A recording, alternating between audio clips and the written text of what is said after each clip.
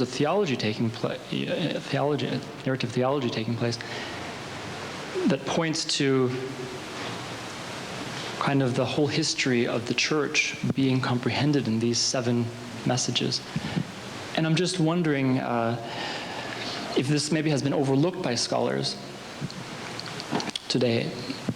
And I think to the detriment of our church, because this has been a particular... That's the question, yes. That's the question.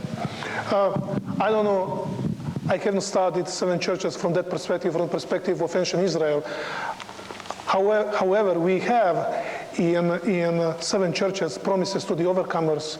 We have all those things that were lost from the Garden of Eden, that will be fulfilled, promise to the overcomers, and we have the promise fulfilled in chapters 21 and 22. I haven't studied from that perspective. It's very interesting, and I must say it's possible, because when we go to New Testament, especially the book of Revelation, we have always that history of God's people in the past are repeated at the end of time and through history. So it's quite possible.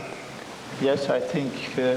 Just to comment on that, if you look at Revelation 1, verse 11, John is asked to write in a book what you see and send it to the 7 churches. This is part of John's commission, and I assume that that's the whole book of Revelation, meaning that the 7 churches, the events all through Revelation. In other words, the 7 churches are also the whole time.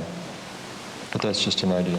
All right. No, may I just clarify the question that he asked is the question in place. Revelation 1:19. Then that glorified Christ says to John, John, now write the things that you see in the vision.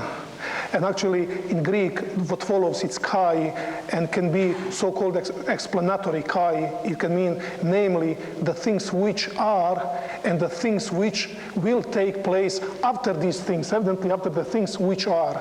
When we come to chapter 4, verse 1, John is taken the Spirit and he hears the voice. Come here, I will show you the things that will take place after these things. Let me address the problem that we have, and I hope that we will still stay friends after this statement that I make. We focus so much on 7 churches, seeing them as prophetic outline of 7 periods of history. And please, I just want to explain, I want that we stay friends. I still see the relevance of the 7 messages for the particular periods of history from the 1st century to the second coming of Christ. But if we say that we have here strictly the prophecy, then we should really side with dispensationalists who hold that view.